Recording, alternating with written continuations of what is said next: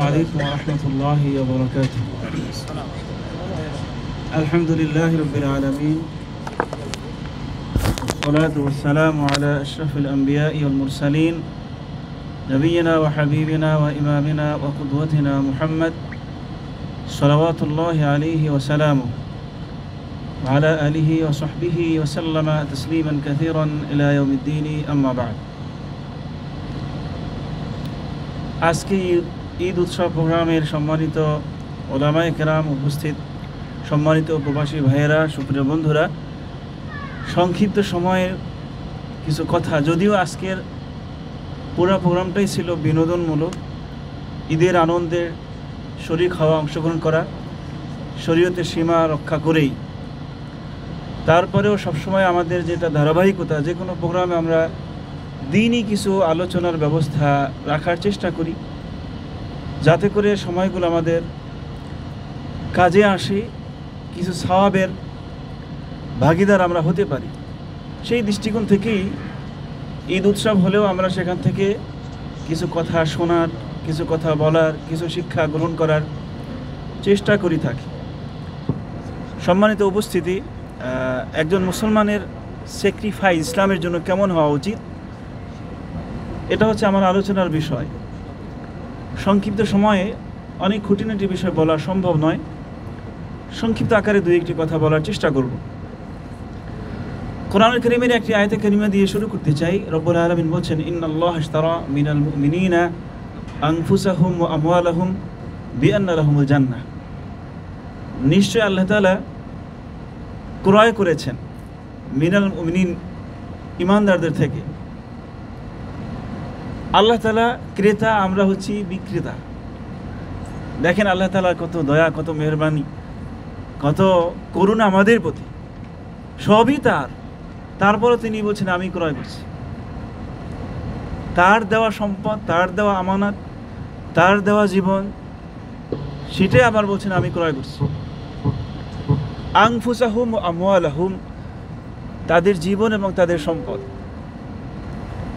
বিআন্না লাহুমুল জান্নাহ, কি জন্য?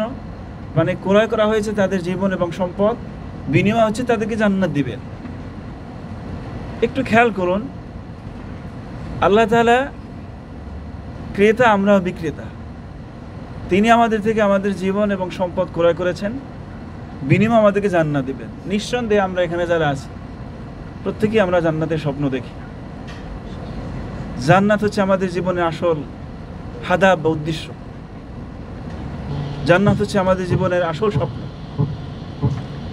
কিন্তু সেই জান্নাত যদি রিয়েলি আমরা পেতে চাই, জান্নাতের বাসিন্দা যদি হতে চাই, তাহলে আল্লাহ তাআলার ভাষায় আমাদের মালিকের কাছে, আমাদের রবের কাছে, আমাদের ইলাহের কাছে, আমাদের মাবুদ যিনি আমাদের খালেক, আমাদের মালিক, তার কাছে বিক্রি করে দিতে হবে আপনার জীবন এবং আপনার সম্পদ। আল্লাহ তাআলা বলেছেন, এখানে বিকল্প চিন্তা করার সুযোগ নাই। তাহলে আল্লাহ তাআলা ক্রয় করেছেন, আমরা বিক্রেতা। ক্রয় করার পরে আবার আমাদের কাছে আমানত রেখেছেন। আল্লাহ তাআলা কিন্তু আমাদের সম্পদগুলো নিয়ে নিচ্ছেন না, তিনি আমাদের জীবনটাও নিয়ে নিচ্ছেন না যখন তখন। তিনি ক্রয় করেছেন, ক্রয় করে আমাদের কাছে আমানত রেখেছেন, এবং সাথে সাথে কিছু নীতিমালা, কিছু ফর্মুলা, কিছু গাইডলাইন আমাদেরকে দিয়েছেন ব্যবহারের। সেই ব্যবহারের নীতিমালা যদি আমরা সঠিকভাবে ফলো করতে পারি, তাহলে মূলত আমরা যেন সঠিকভাবে আমাদের আমানতদার আদায় করতে পারলাম, আমরা যেন সঠিকভাবে বিক্রি করতে পারলাম আমাদের জীবন এবং আমাদের সম্পদ। সম্মানিত ভাইয়েরা, সুপ্রিয় বন্ধুরা, এই যে কোরবানি শব্দটা, ইতিপূর্বে শেখ মুকাম্মাল অনেক চমৎকার আলোচনা করেছে। কোরবানি শব্দটার ভিতরেই যে চমৎকার একটি মেসেজ নিহিত। কোরবানি মানেটা কি? এটা যদিও বাংলা শব্দ, কিন্তু এই বাংলা শব্দটাও যদি আমরা আরেকটু সঠিকভাবে ব্যাখ্যা করতে চাই, বিশ্লেষণ করতে চাই বা বুঝতে চাই, অর্থ আসে কি? স্যাক্রিফাইস করা। অর্থ আসে হচ্ছে আল্লাহ তাআলার জন্য নিজের জীবনটাকে ওয়াকফ করে দেয়া। আল্লাহ তাআলার জন্য রব্বুল আলামিনের ইচ্ছা অনুযায়ী, তার চাওয়া অনুযায়ী, তিনি যেমন চান, তিনি আমাদের জীবনটা যেমন দেখতে চান, আমাদের সম্পদের ব্যবহারটা তিনি যেমন দেখতে চান, সেভাবে যদি আমরা ব্যবহার করতে পারি, তাহলে আমি সঠিকভাবে কোরবানি দিতে পারলাম আমার জীবন এবং আমার সম্পদ, তাহলে আমি জান্নাতের আশা করতে পারি। বিক্রেতা হয়ে বিক্রি করার পরে সেটার উপরে নিজস্ব খেয়াল খুশি মতো তসরুফ করার কোনো সুযোগ থাকে না, কারণ আমরা আমাদের জীবন বিক্রি করে দিয়েছি, আমরা আমাদের সম্পদ বিক্রি করে দিয়েছি আমাদের রবের কাছে। সুতরাং বিক্রি করার পরে আমাদের জীবন এবং সম্পদ দুটোই যেহেতু আল্লাহ তাআলা ক্রয় করেছেন, এরপরে এই দুটো জিনিস মহামূল্যবান, আমাদের জীবনে সবচেয়ে মূল্যবান। জীবন এবং সম্পদ দুটোই তো সবচেয়ে মূল্যবান, জীবনের থেকে মূল্যবান তো আর কিছু নেই। এই বিক্রিত সম্পদকে যদি আমরা তসরুফ করতে থাকি, নিজের খেয়াল খুশি মতো ব্যবহার করতে থাকি, তাহলে বিক্রি করা হলো না সঠিকভাবে। আর তাহলে যেই জান্নাতের স্বপ্ন দেখি, যে জান্নাতের তামান্না এবং কামনা বাসনা নিয়ে আমাদের জীবনের প্রতিটি কর্মকাণ্ড করার চেষ্টা করি, সেই স্বপ্ন শুধু স্বপ্নই থেকে যাবে, কোনোদিন তার বাস্তবায়ন আমরা দেখতে পাবো না। প্রিয় ভাইরা, সুপ্রিয় বন্ধুরা, এই আয়াতে কারিমার সাথে আরেকটি আয়াতে কারিমা উল্লেখ করার মতো আল্লাহ তাআলা বলছেন, এবং ওটাও কোরবানির সাথে সম্পৃক্ত। কুল, তুমি বলো, ইন্না সলাতি ওয়া নুসুকি ওয়া মাহইয়ায়া ওয়া মামাতি লিল্লাহি রাব্বিল আলামিন। তুমি বলে দাও, ইন্না সলাতি, নিশ্চয় আমার সলাত, ওয়া নুসুকি, এবং আমার এই কুরবানি, এই যে কুরবানি আমরা দিচ্ছি, নুসুকের সাথে কুরবানি আসে, হজ আসে, উমরা আসে, এগুলো সবই আসে। সাথে সাথে ওয়া মাহইয়ায়া, আমার জীবন, ওয়া মামাতি, এবং আমার মরণ, কোনো কিছু বাকি থাকলো না। আমাদের যত নেয়ামত আমরা ভোগ করতেছি দুনিয়ার জীবনে, সবচেয়ে বড় নেয়ামতের কথা এখানে উল্লেখ করা হয়েছে। তার মধ্যে লাস্টে যেটা বলা হলো, ওয়া মাহইয়ায়া, মানে আমার জীবন, ওয়া মামাতি, এবং আমার মরণ, তাহলে সব কিছু হবে লিল্লাহি রাব্বিল আলামিন, সেই আল্লাহ তাআলার জন্য, যিনি গোটা বিশ্বজাহানের রব। তাহলে সম্মানিত উপস্থিতি, প্রিয় ভাইয়েরা, সুপ্রিয় বন্ধুরা, এই দুটো আয়াতে কারিমার সংক্ষিপ্ত বিষয় যদি আমি মাথায় ঢুকাতে পারি, আল্লাহ তাআলার যে মেসেজটুকু যদি আমি বুঝে থাকি এবং বুঝে থাকি, রিয়ালাইজ যদি করতে পারি আমি, তাহলে এটার ভিতরেই যথেষ্ট। আপনার জীবনে এমন কিছু করতে পারবেন না যেখানে আল্লাহ তাআলা নিষেধাজ্ঞা রয়েছে। আপনার সম্পদ ব্যবহারের ক্ষেত্রে এমন কোনো ক্ষেত্রে আপনি ব্যবহার করতে পারবেন না যেখানে রব্বুল আলামিনের নিষেধাজ্ঞা রয়েছে। এই কথাগুলো আমাদের সারা বছরের জন্য মাথায় গেঁথে নেওয়া দরকার। আমরা আজকে ঈদুল আযহা, ওই যে আধা বলা হয় না, দহি, সেখানেও কিন্তু স্যাক্রিফাইসের কথাই আসে, যেটা আমরা বলি কোরবানি। দহি মানে হচ্ছে নিজেকে স্যাক্রিফাইস করা, নিজেকে উৎসর্গ করা, এটা আমরা করে থাকি। ইব্রাহিম আলাইহিস সালামের যে কাহিনী আপনারা শুনেছেন, এবং আপনারা ইতিপূর্বেও জেনেছেন, অনেকবার কথা শুনেছেন ইব্রাহিম আলাইহিস সালামের কাহিনী। এই আয়াতে কারিমার চমৎকার প্রয়োগ তিনি করে দেখিয়েছেন বিশ্ববাসীকে। আল্লাহ তাআলা আদেশ করেছেন, সন্তানকে কোরবানি করে দাও, করে দিয়েছেন।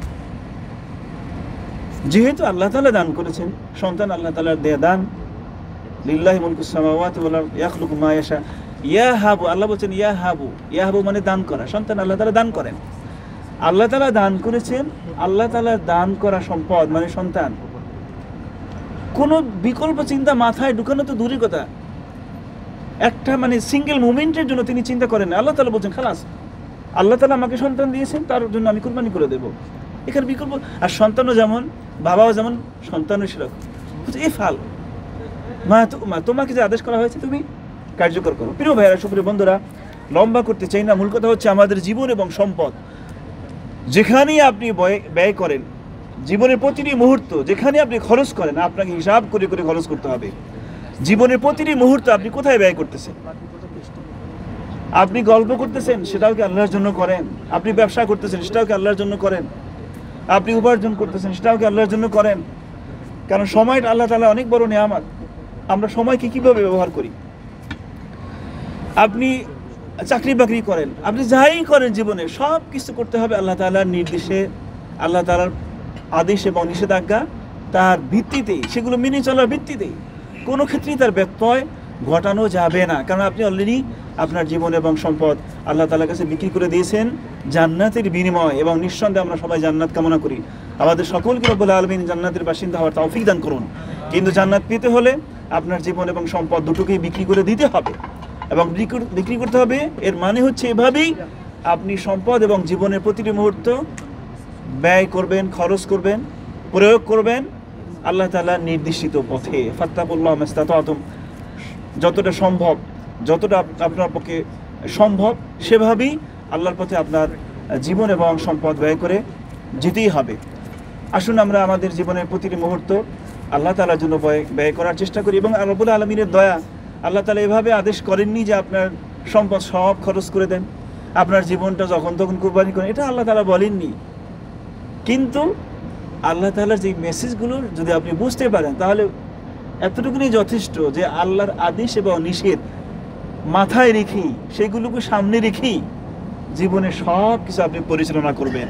সেক্ষেত্রে নিজস্ব ধ্যান ধারণা, খেয়াল খুশি অথবা নিজস্ব কোনো লজিক্যাল বিষয়গুলো কিংবা রাজনৈতিক ধ্যান ধারণা অথবা রাজনৈতিক কোনো চিন্তাভাবনা অথবা দলীয় কোনো চিন্তাভাবনা, এগুলোর আলোকে আপনার জীবন এবং সম্পদ ব্যয় করা যাবে না। যেখানে পারমিশন আছে শরীয়তে সেখানে আপনি ব্যয় করুন, যেখানে পারমিশন নাই সেখান থেকে নিজেকে বিরত রাখুন, বিরত থাকুন। সারাটি বছর রব্বুল আলামিন আমাদের জীবনের প্রতিটি মুহূর্ত তার জন্য খরচ করার এবং আমাদের সম্পদের যেই সেক্টরগুলো, সেক্ষেত্রে আল্লাহ তাআলার বিধান অনুযায়ী আমাদের সম্পদগুলো যেন আমরা ব্যয় করতে পারি, অর্থাৎ জীবন এবং সম্পদ দুটোই যেন রব্বুল আলামিনের জন্য আমরা সঠিকভাবে ব্যয় করতে পারি, সেই তৌফিক রব্বুল আলামিন আমাদের সকলকে দান করুন। আমিন। হাদা ওয়া সাল্লাল্লাহু আলা নবিয়িনা মুহাম্মদ ওয়া আলা আলিহি ওয়া সাহবিহি ওয়া সাল্লামা তাসলিমান কাসীরা। আসসালামু আলাইকুম ওয়া রাহমাতুল্লাহি ওয়া বারাকাতুহু।